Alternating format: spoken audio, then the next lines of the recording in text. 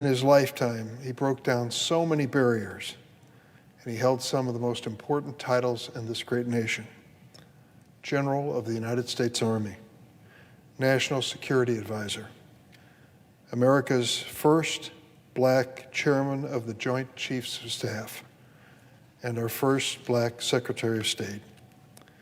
But before he held any of those positions, and after he stepped away from them, Colin Powell was always a patriot and a public servant. He was the son of immigrants, Jamaican immigrants, who raised their children to make the most of every opportunity that America offered, and to show their gratitude to this nation by giving back however they could.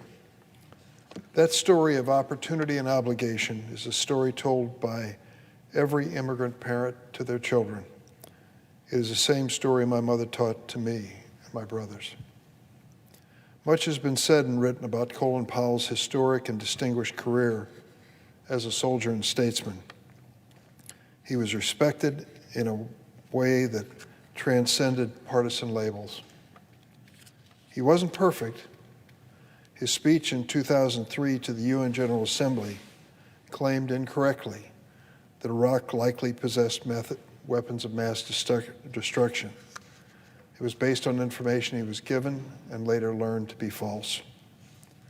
It helped make a case for a war about which he had misgivings, and he would come to regret those remarks the rest of his life. But he never stopped trying to serve, even after leaving public office. In 2010, Colin Powell spoke out publicly about a cause that is deeply personal to many people, including myself. He and other military leaders urged this Senate to pass the DREAM Act, legislation that would give young immigrants who grew up in the United States a chance to earn their citizenship. Who better could speak to that issue than Colin Powell, son of immigrants who served this nation with distinction in combat and in public service. Regrettably, at the time, though a majority of senators supported the DREAM Act, it was filibustered and did not pass. Still, tens of thousands of immigrants are risking their lives today defending our nation in uniform. Among them may very well be another Colin Powell. It would be a fitting tribute to Secretary Powell for us to pass immigration reform now, this year, and recognize what a great patriot and immigrant like Colin Powell brought to this nation. One last point, Colin Powell survived one form of cancer nearly 20 years ago, and he was being treated for another when he passed away. Multiple myeloma, a form of blood cancer, weakens the immune system. So despite the fact that he was fully vaccinated, General Powell died of complications of COVID. It is sad and ironic that a man who spent so much of his life defending others from danger, in the end died from a common enemy that too many of our fellow citizens continue to deny, thus giving the virus an opportunity to replicate and wreak havoc. We are not each other's enemies. The virus is the enemy. Today, it claimed the life of an American statesman.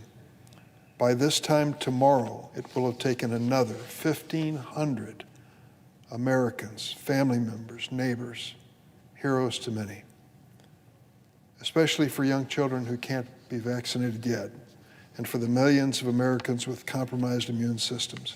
We've really got to increase our vaccination rates. Madam President, I'd like to speak on a different topic and ask to be placed in a separate part of the record. As consent. Without objection. Thank you. Well, last night, the world discovered that in Chicago, the sky is the limit. Our city of Chicago is home to a new team of champions. During the Women's National Basketball Association Finals at Wintrust Arena, the Chicago Sky mounted a comeback for the ages. In the fourth quarter, the team overcame an 11-point deficit to claim their first ever championship title.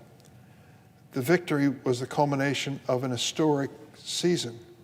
The record in the regular season was a mediocre 16-16.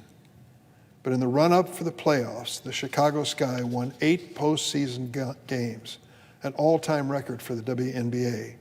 And from start to finish, last night's victory was truly a team effort. Hometown hero Candace Parker scored 16 points.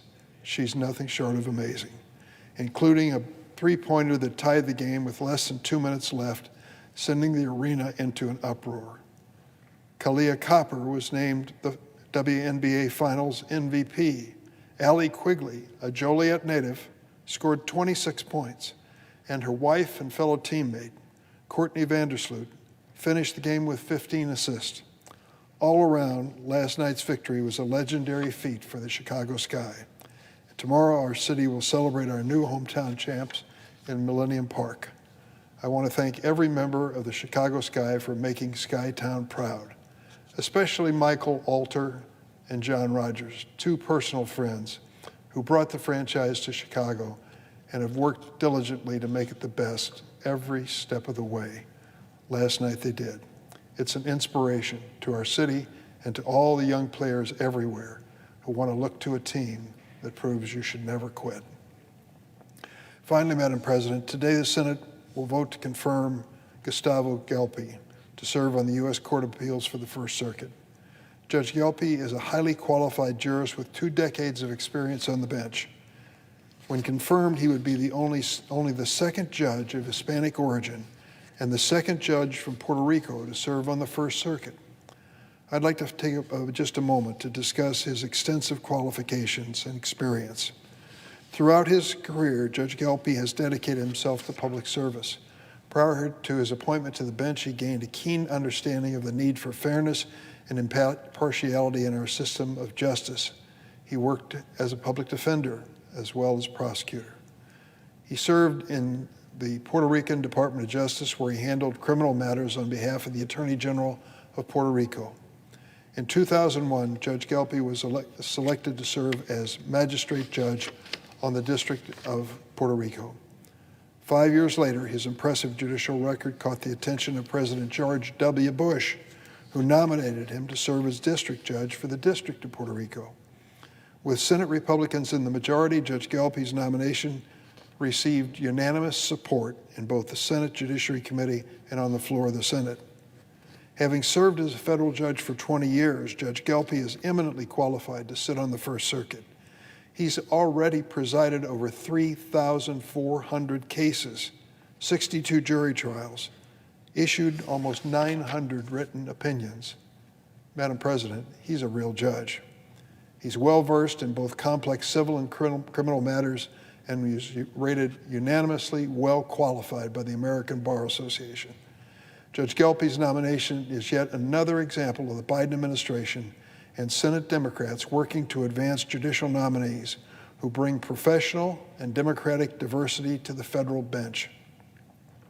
The fact that Judge Gelpi's been nominated by both Republican and Democratic presidents is almost historic, and it's certainly a testament to his even-handedness and fidelity to the rule of law.